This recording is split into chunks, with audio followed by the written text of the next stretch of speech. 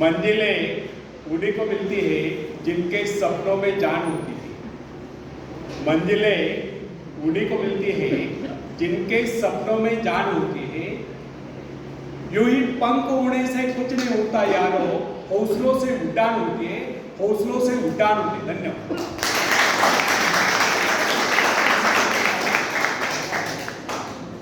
दूसरों की शक्ति, दूसरों की सफलता, दूसरों की महत्ता को देखकर अनेक लोग ईर्ष्या और द्वेष से भर जाते हैं और अपनी शक्तियों को नहीं पहचानते। होना यह चाहिए कि हमें दूसरों की सफलता की सराहना करनी चाहिए और स्वयं भी सफलता प्राप्ति के लिए एकाग्र चित्त होकर अपने उद्देश्य को प्राप्त करें और सफल हो। चाणक्य ने कहा है, न दैव प्रमाण न कार्य सिद्धियां, अर्थात जिन्हें कार्य आरंभ करने से पहले उसमें असफल होने का निश्चय होता है वो कभी किसी कार्य को पूरा नहीं करता, और जो ये समझता है कि उसका कार्य कभी सफल होने वाला नहीं वो कभी किसी कार्य को आरंभ ही नहीं करता। यह कथन उन लोगों के लिए अवश्य लागू होता है जो आशंकाओं से घिरे हो, जिन्हें अपनी भीतर शक्तियों का बोध नहीं होता। इमर्सन ने आत्मविश्वास नामक निबंध में एक उदाहरण दिया है। एक बार एक रास्ते के किनारे एक गटर के नाले से एक शराबी व्यक्ति को उठाकर एक राजकुमार के पास लाया जाता है। राजकुमार के आदेश अनुसार उसे नहला धुला कर एक बढ़िया वस्त्र पहनाकर राजकुमार के बिछाने पर सुला दिया जाता है। सुबह जब उसकी नींद खुलती है तो वहां के नौकर चाकर और कर्मचारी उसके साथ ऐसा पेश आते हैं मानो वही राजकुमार। इसका परिणाम यह होता है कि वह शराबी व्यक्ति अपने आप को राजकुमार समझने लगता है, उसका व्यवहार भी राजकुमार के बहुत ही शानदार हो जाता है। इस उदाहरण से सिद्ध होता है कि मनुष्य भी अपने गौरवपूर्ण एवं शानदार स्वरूप को भूलकर उस शराबी के भांति बावला हुआ घूमता रहता है।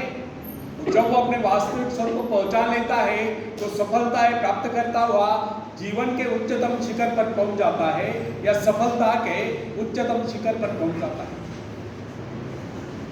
इस संसार में अधिकांश लोग अपने आप को असह्य और दुर्बल समझते हैं। कुछ एक व्यक्ति अपनी उन्नति और प्रगति के लिए प्रयत्नशील रहते हैं, शेष तो अपने जीवन को व्यतीत यानी कि दुख की कष्टी करते रहते हैं। उनके सोचने का अंदाज और विचारधारा यही होती कि बस किसी तरह से दिन गुजर जाए, और उन्हें पूछने पर प्राय यही उत्तर सुनने को मिलता है कि बस दिन कट रहे हैं। और प्राय वे सच्ची तो बोल रहे होते हैं, वे केवल जीवन ही तो काट रहे होते हैं, कुछ खाकर, कुछ पढ़कर, कुछ नष्ट कर रहे। वे कुछ बो नहीं रहे, कुछ उगवा नहीं रहे, कुछ निर्माण नहीं कर रहे। वे तो काट रहे हैं बचे हुए जीवन का शेष भाग। एक बात हमें सदैव ध्यान रखनी चाहिए, अपनी शक्तियों की पहचान यूं ही नहीं हो जाती। न जाने कितने कष्टों को झेलने के बाद, कितने संघर्षों से जूझने के बाद, कितने संकटों से लड़ने के बाद व्यक्ति अपनी शक्तियों को पहचान लेता है। कुछ तो अपनी शक्तियों को यथाशीघ्र पहचान लेते हैं, लेकिन कुछ बहुत कड़े संघर्ष के बाद भी अपनी शक्तियों को नहीं पहचान पाते, क्योंकि उनकी शक्ति इतनी गहरी छुपी होती है कि कोई विशेष घटनाएं उन्हें उजागर कर पाती है। जैसे कि बिजली का घोर गर्जन, किसी शेर का सामना, किसी अजगर का सामना, या कोई ऐसा कष्ट अथवा दुख जो असहनीय हो, अनेक लोगों की सोई हुई शक्तियों को जगा देता है। तब यही सोई शक्ति अति प्रचंड होकर कार्यरत होती है। कुछ पेड़ पौधों के पत्ते जैसे कि तुलसी, गेंद, इन पौधों के पत्ते मसल जाने पर ही सुगंध प्रदान करते हैं।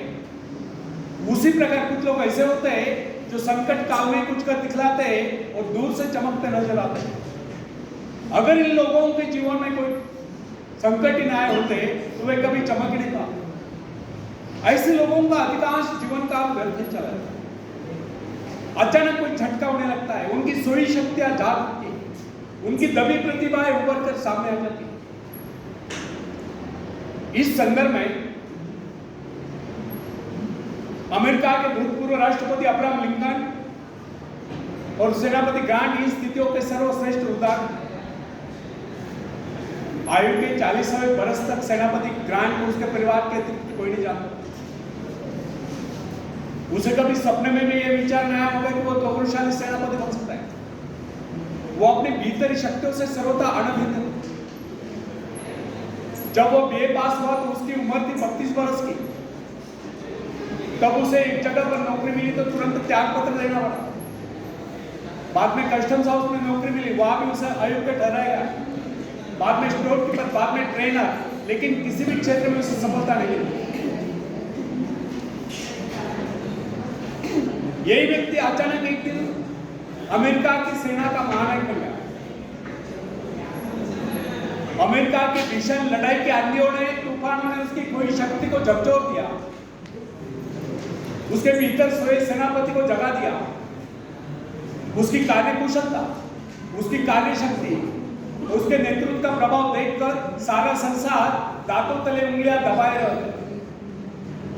यह भी इस बात का प्रमाण है कि अचानक घटी कोई घटना, कोई संकट, कोई प्रेरणा जीवन में व्यक्ति को कहां से कहां पहुंचा देती। यह सब होता है अंतर प्रेरणा से, आत्मदर्शन से, जो व्यक्ति को जीवन में उच्च से उच्चतम और मान से मान तक बना देता। फ्रेंड्स, आखिरी 2 मिनट्स पूरे ध्यान सुने। याद रखें, अपने आप को पहचान लेना, उस परमात्मा को पहचान लेना। कोई भी व्यक्ति अपने पूर्वजों की दी हुई संपत्ति के बल पर सफलता प्राप्त नहीं कर सकता, लेकिन कोई भी व्यक्ति अपने अंतःकरण में असीम ऐश्वर्य को देखकर, अपनी शक्तियों को जगाकर, खास तौर पर अपनी सुप्त शक्तियों को जगाकर सफलता प्राप्त कर सकता है। जब कोई इंसान कष्टों को झेलता हुआ, संघर्ष से जूझता हुआ साहस के साथ आगे बढ़ता है, तो अनेक सफलताएं आकर उसे मिल जाते, उसके जीवन के सभी संकट दूर हो जाते। आप में सभी शक्तियां निहित हैं। मान से महानतम बनने के बीज आपके अंतःकरण में मौजूद है, लेकिन जब तक आप इन शक्तियों को विकसित नहीं करते, तब तक आपको जीवन का सच्चा आनंद प्राप्त नहीं हो सकता। बीज से अंकुर तभी फूटता है जब वो फटता है।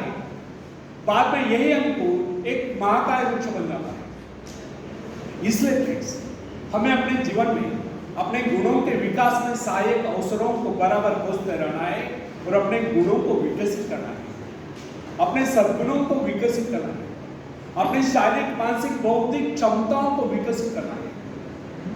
विकास का अर्थ है लगातार आगे बढ़ते जाना। कैसा भी भय, कैसा भी लोभ, कैसी भी चिंता यदि आपके बढ़ते कदमों को नहीं रोक पाती है, तो समझ लीजिए कि आपकी प्रगति भी नहीं हो पाती। अतः व्यक्ति को चाहिए कि अपनी शक्तियों को जगाने का प्रयास करें, खास तौर पर अपनी सुप्त शक्तियों को जगाने का प्रयास करें, अपने आप को पहचाने, अपनी शक्तियों को पहचाने। जो अपनी शक्तियों को पहचान लेता है, वही सफलता के शिखर पर पहुंचता है, वही कुछ कर दिखलाता है और महान बनता है। आखिरी में एक शेर में सुनाता हूं। तुम उड़ सकते हो मुक्त आकाश में, तुम मुक्त आकाश में पंछी। तुम व्यर्थ ही डरे, तुम भूल ही गए हो कि तुम्हारे पास पंख है। तुम पैरों से चल रहे हो, तुम आकाश में उड़ सकते हो। थोड़ा फड़फड़ाओ ताकि तुम्हें एहसास हो जाए। ध्यान सिर्फ भरोसा पैदा करने के लिए है, ध्यान सिर्फ भरोसा पैदा करने के लिए है। तुमने कुछ खोया नहीं, तुम सिर्फ भूले हो कि अपने पास पंख है, अपने पास पंख है। धन्यवाद।